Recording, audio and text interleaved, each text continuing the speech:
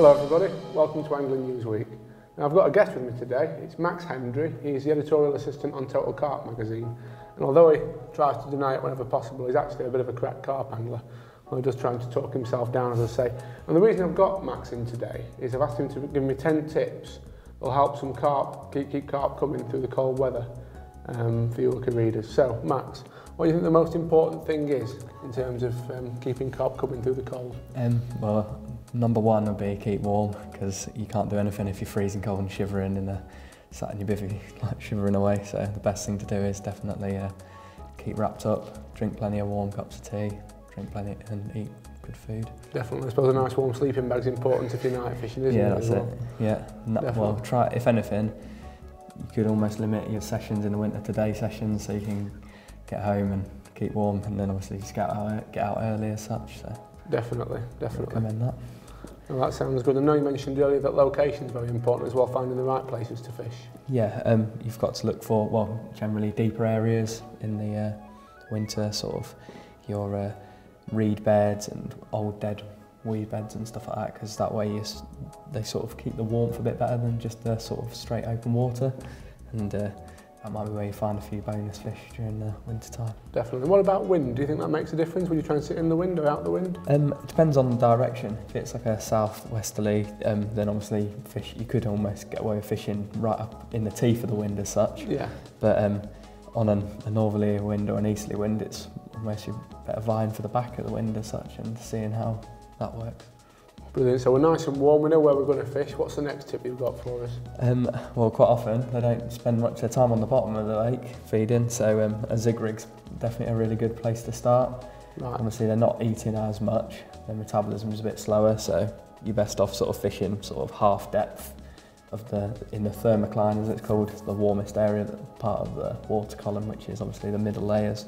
So a zig rig's basically, is it a fixed weight on the bottom, then a popped up bait to a height? Yeah, it is, yeah. I quite often favour a piece of foam, like as bland as it is, but just a little tiny piece of foam and just floating in mid-water looks like a bug or right. A piece. So you don't even need a bait half the time? No, half the time. It's well, I've caught them at night on black foam, so really? Yeah, that works enough. So it's definitely one of the better options, and it's one of them things that if you put a zig rig out and just leave it for that bit longer than before you reel it in, and that'll be the rod that goes over all the rest. So that's interesting, isn't it? Yeah. Is black always a favourite colour this time of year? Or? It sort of depends really. The best way I like to look at it, or this is how I think it works, sort of if the fish is approaching a zig rig from below, it's looking up at a silhouette, and obviously a black silhouette is more better than say a white piece of foam, because obviously a black foam you see that dark silhouette against the sky,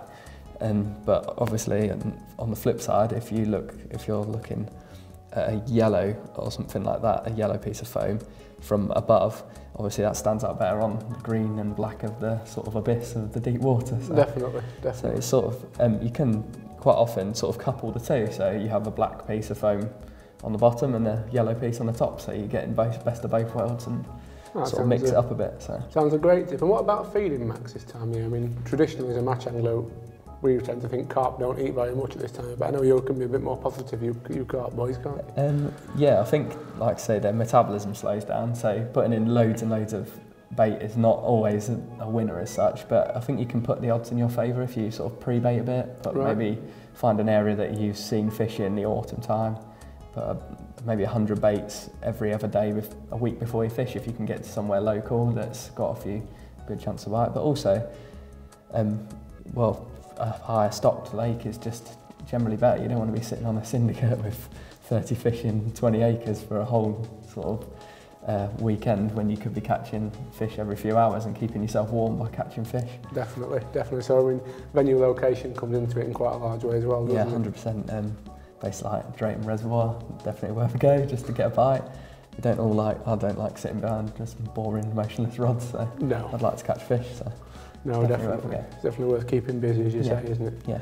So we're not necessarily feeding a lot of bait, but you think it's important to feed something. If you are just sort of turning up on spec on a one-off day session, how would you look to feed it? Just stick with your sort of PVA bags and everything like that, and stay vigilant. So obviously look for your showing fish. Yeah. that's like the most important thing. If you see a fish crash out, that means that 9 times out of 10 they're going to be together. There's normally, if there's one fish, there's a few, because obviously they shoal up during the winter. So you're best off sort of hedging your bets, casting at that fish in the hope that one of his mates picks it up as well. Definitely, makes sense. Yeah, definitely. Is there any specific sort of tackle tips you can give me for this time of year that's going to help? I wouldn't say particularly. I think fluorocarbon mainline is a good shout, because obviously keeping everything invisible. You don't want the fish to be spooked off from the area. If you found them, you don't want to have to chase them around trying to catch them. So it's ideal if you can keep yourself quiet and sort of maintain a level of stealth when you're around the fish in the winter. So. Definitely. And fluorocarbons, to those who don't understand it, it's basically semi-transparent, isn't it? So light can pass through it. So yeah, it's basically the refractive index. Yeah, so it's sort of it's got a refractive index sort of similar to water, so it sort of it's almost like a blending sort of situation. Right. But yeah, it becomes almost invisible in water. So. And with the water being clearer at this time of year anyway, that's got to be a big advantage. That's it. Isn't it? Yeah, very much so. But, do you think there's any room for sort of natural baits at this time of year, or? Yeah, very much so.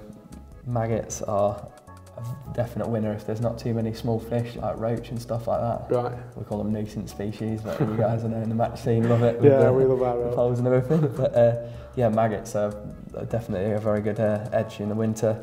And quite a lot of them as well, because they're quite sort of digestible. The fish pass them really easily, so you can get away with putting a good hit of maggots in, and you'll get a good, hopefully a return of that many, a good hit of fish. So. That's brilliant. Well, there's loads there for us to go at. What would you say the single most important tip is, if you had to give just one out of those we just talked about? I don't know. I think keeping, as much as it's not really to do with fishing, keeping warm is just so important, because like I said, you just become half the angler you were in the summer if you get cold. So just staying warm is the most important thing, and just being vigilant. There's enough, time spent in reconnaissance is seldom wasted as such, and you've got to just keep an eye out. Definitely. Sharp eyes. Keep looking for him. Max, that's absolutely brilliant. Thank you very much for that. I'm sure you'll be banking plenty of other monsters over the winter. And so for you guys, if you want to read more about Max, as I say, it's Total Carp magazine that he's the editorial assistant of. It's a great read, and I'm sure we'll see plenty more of you in there. So thank you very much. Cheers, mate. Thanks very much. See you later.